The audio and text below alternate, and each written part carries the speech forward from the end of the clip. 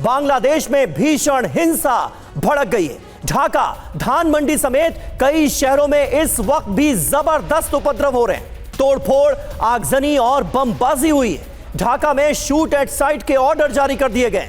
शेख हसीना को सजाए मौत सुनाए जाने के बाद ये हिंसा भड़की है। तस्वीरें आपके सामने हैं। एक बार फिर बांग्लादेश की सड़कों पर कोहराम बरपा हुआ है। जगह जगह आगजनी की जा रही है। 2024 जैसी सिविल वॉर की तस्वीरें एक बार फिर सामने आ रही हैं बांग्लादेश से। ये आप देखिए। तो ढाका में पूर्व सांसद का घर भी जलाया गया है। लगातार हिंसा भड़क रही है और इस दौरान पूर्व सांसद के घर को आग के हवाले किया गया। उपद्रवियों ने घर को आग के हवाले किया। पूर्व सांसद हबीब हसन का घर पूरी तरह जलकर खाक हो गया। अवामी लीग के नेता हैं हबीब हसन। तस्वीरें आपको दिखा रहे हैं किस तरीके से पत्थरबाजी, आगजनी, तोड़फोड़ की गई है। और ये तस्वीरें देखिए, पूर्व सांसद हबीब हसन का घर भी आग के हवाले कर दिया गया।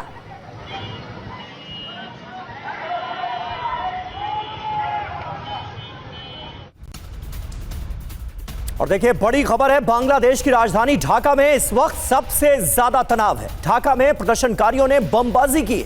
भीषण हिंसा के बाद भारी सैन्य तैनाती की गई है। ढाका को छावनी में तब्दील कर दिया गया है। पुलिस को शूट एट साइट के ऑर्डर दे दिए गए हैं।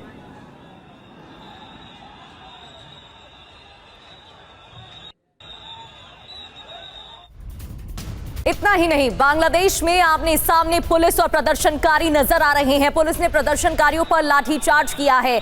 उग्र प्रदर्शनकारियों को तितर बितर करने की कोशिश की जा रही है। जमात और आवामी लीग के बीच भी संघर्ष देखने को मिल रहा है। जब से फैसला आया उसके बाद आवामी लीग के समर्थक और भी ज्यादा उग्र हो गए हैं। लेकिन इस बीच जमात और आवामी लीग के बीच भी संघर्ष देखने को मिल रहा है। दूसरी ओर पुलिस की टीम उग्र प्रदर्शनकारियों को तितर बितर करने की कोशिश कर रही है। बैरिकेड्स लगाकर रोकने के प्रयास किए जा रहे हैं। लाठीचार्ज भी किया गया।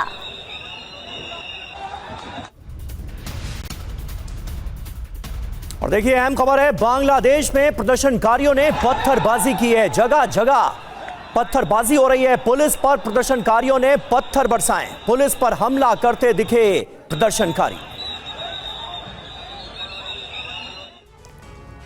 तो शेख हसीना को फांसी की सजा सुनाई जाती है। सजाए मौत का फैसला लिया जाता है एक कोर्ट के जरिए। और उसके बाद शेख हसीना के समर्थक विरोध करते हैं तो उनकी विरोध की आवाजों को कुचलने के नाम पर एक बड़ा विद्रोह सामने आता है, कहीं ना कहीं यूनुस समर्थकों का। और उसके बाद मानो खुली छूट दे दी गई है शेख हसीना के समर्थकों के खिलाफ गुंडागर्दी की। शेख हसीना को मौत की सजा मिलते ही ढाका और कई शहरों में हिंसा भड़क गई।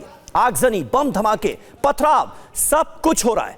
अंतरिम सरकार के प्रमुख मोहम्मद यूनुस ने शूट एट साइट का सख्त आदेश जारी कर दिया है।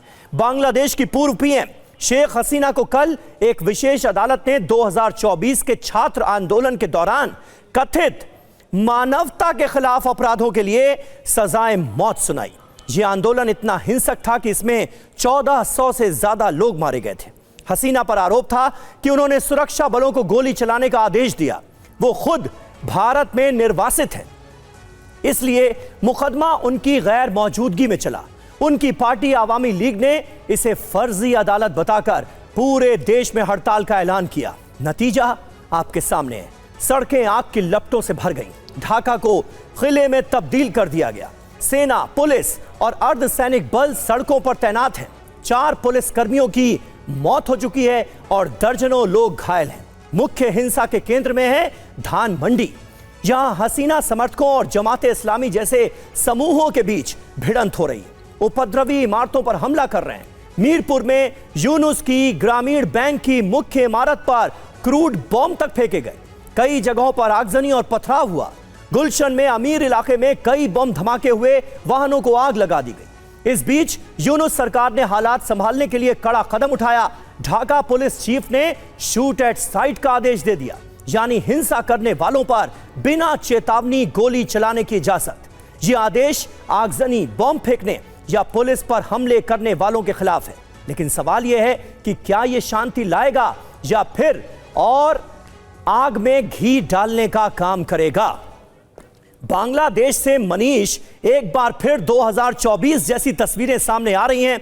सिविल वॉर जैसे हालात नजर आ रहे हैं। ऑर्डर भी हूबहू कुछ वैसा ही दिया गया है जो कि शेख हसीना के राज में दिया गया था, और उन पर यही आरोप लगाकर कि बेकसूरों पर उन्होंने गोली चलवाने का आदेश दे दिया, उन्हें मौत के घाट उतार दिया गया, उनको तो सजाए मौत सुना दी गई। और अब यूनुस सरकार वही काम एक बार फिर करती हुई नजर क्या नहीं आ रही?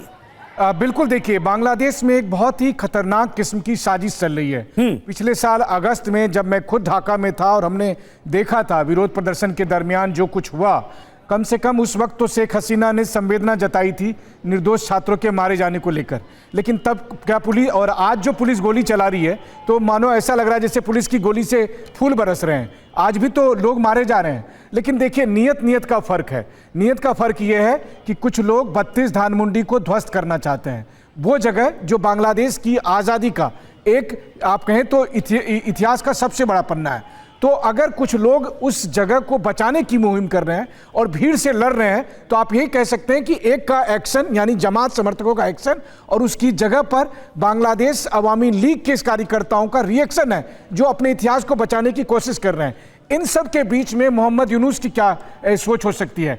तो इस पूरे हिंसा को वो दिखाकर ये कहेंगे कि बांग्लादेश में चुनाव कराना अभी संभव नहीं है, हालात अच्छे नहीं हैं, और इस तरह से वो अपनी गद्दी पर बने रहेंगे। यानी एक आदमी जो इलेक्टेड नहीं है, जो सिलेक्टेड है, वो लगातार बांग्लादेश की सत्ता में रहेगा। और शेख हसीना को फांसी की सजा का आदेश देने के बाद ये भी तय हो गया कि शेख हसीना वापस बांग्लादेश नहीं आएगी, तो मोहम्मद यूनुस को कोई चुनौती देने वाला बचेगा नहीं।